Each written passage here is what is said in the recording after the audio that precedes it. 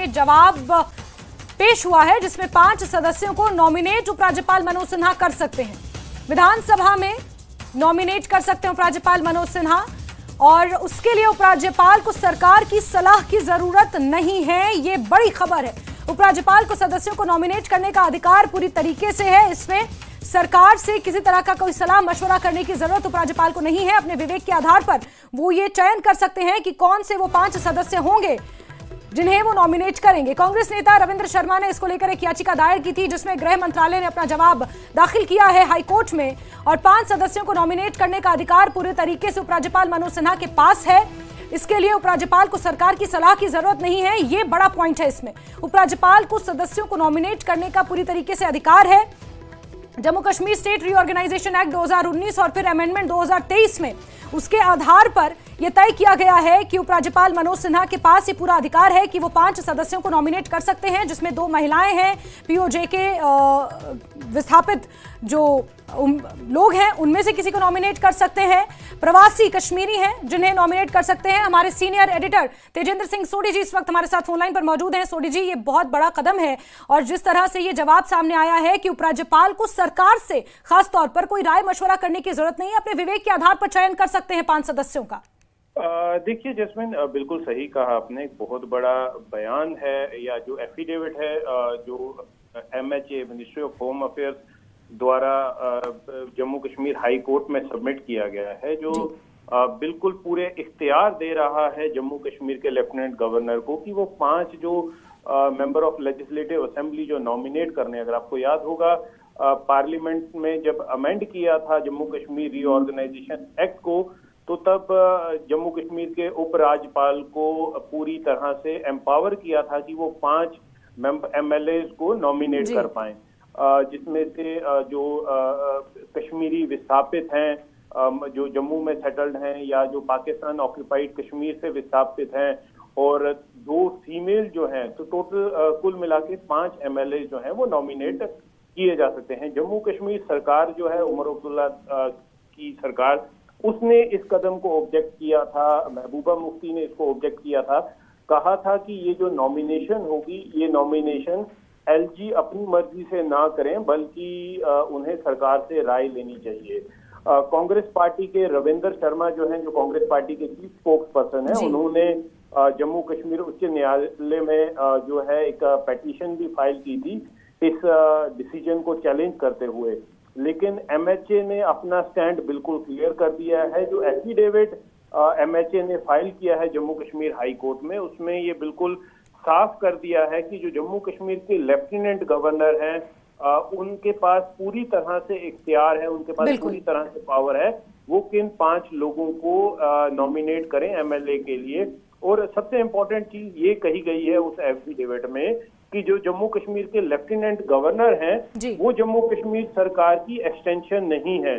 तो इसका बिल्कुल मतलब ये है कि LG प्रशासन जो है वो खुद में इंडिपेंडेंट है, उसके पास पूरा इख्तियार है किसी भी तरह का डिसीजन लेने का। जी बिल्कुल। साथ ही तेजेंद्र जी, अब इसमें बड़ा सवाल यह आता है कि इसके बाद विधानसभा का जो समीकरण है वो किस तरह से बैठेगा, क्योंकि अभी 90 विधायक हैं, जिसमें से 6 कांग्रेस के हैं, 3 PDP के हैं, और उसके अलावा 42 नेशनल कॉन्फ्रेंस के हैं, 29 BJP के हैं। ये तमाम समीकरण है 90 हैं। ऐसे में 5 जो विधायकों को, 5 लोगों को जो नॉमिनेट करेंगे उपराज्यपाल, आंकड़ा हो जाएगा 95 और बहुमत का आंकड़ा हो जाएगा 45। तो विधानसभा का समीकरण भी इससे कहीं ना कहीं बदलेगा। बड़ा सवाल ये कि क्या उन 5 सदस्यों के पास भी वोटिंग राइट्स होंगे?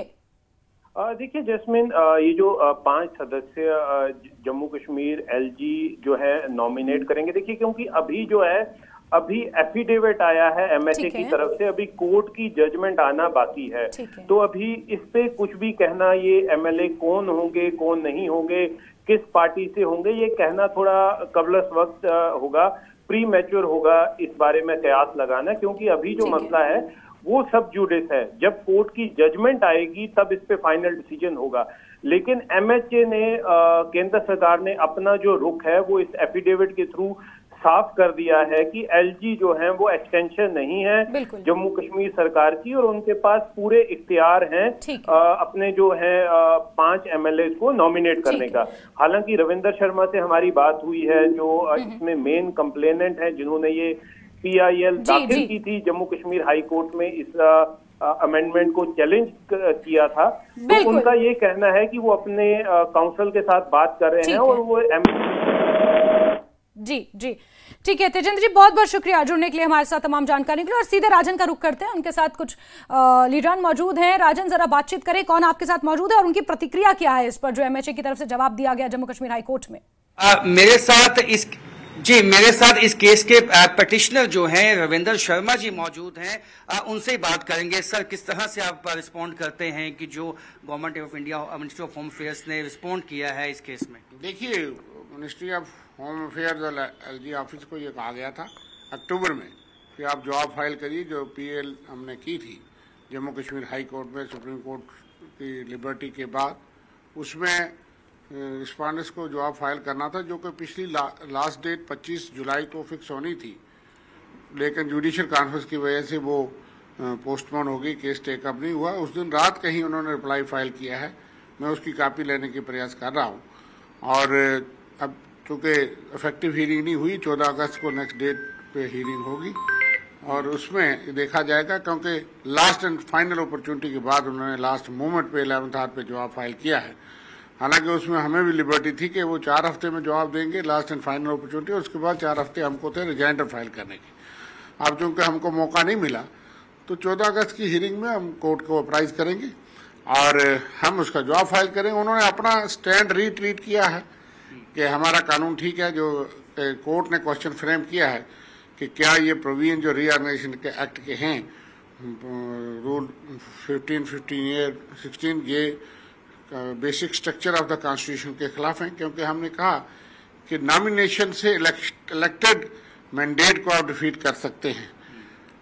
तो उस पे उनका अपना स्टैंड है, हमारा स्टैंड ये है कि ये बेसिक स्ट्रक्चर के खिलाफ है और मेजॉरिटी को माइनॉरिटी में तब्दील किया जा सकता है। 5 MLA आप नॉमिनेट करेंगे और 8 अक्टूबर से पहले ही नाम फ्लोट हो गए थे कि कौन कौन से बीजेपी के 5 लोग नामजद होने वाले हैं। 8 तारीख जब वोटों की गिनती यहाँ होगी, साथ ही नॉमिनेट हो जाएंगे और भाजपा उन 5 MLA नॉमिनेटेड MLA की स्ट्रेंथ पे और तोड़ जोड़ करके सरकार बनाएगी। इसलिए हमको भागना पड़ा। माननीय सुप्रीम कोर्ट में पिटीशन 8 अक्टूबर 2024 को फाइल हो गई थी। चूंकि ये मेजॉरिटी के करीब नहीं पहुंचे कि 5 नामजद होने के बाद भी सरकार नहीं बना सकते थे। अगर इनके पास 40 से ऊपर या 44 हो जाते, 43 भी हो जाते, तो तब भी ये 5 लोग करके, क्योंकि 46 यहाँ स्ट्रेंथ चाहिए सरकार बनाने को, तो किसी के पास 46 भी होती तो इन्होंने 44 में 5 जमा करके 48 कर लेने थे, 49 कर लेने। जी राजन, ये तो रविंद्र शर्मा बड़ा आरोप यहाँ पर लगा रहे हैं। हालांकि जवाब अभी कोर्ट में पेश करना है। जिस तरह से ये पूरा मामला सामने, अभी हाईकोर्ट में MHA ने अपना जवाब दिया है। इसके बाद किसे नॉमिनेट किया जाता है और इसमें जो पिटिशन दायर करने वाले रविंद्र शर्मा है, आगे वो क्या कुछ कहते हैं, उनका क्या जवाब आता है और इसके बदले में ये भी देखना काफी अहम रहेगा। राजन, बहुत शुक्रिया हमारे साथ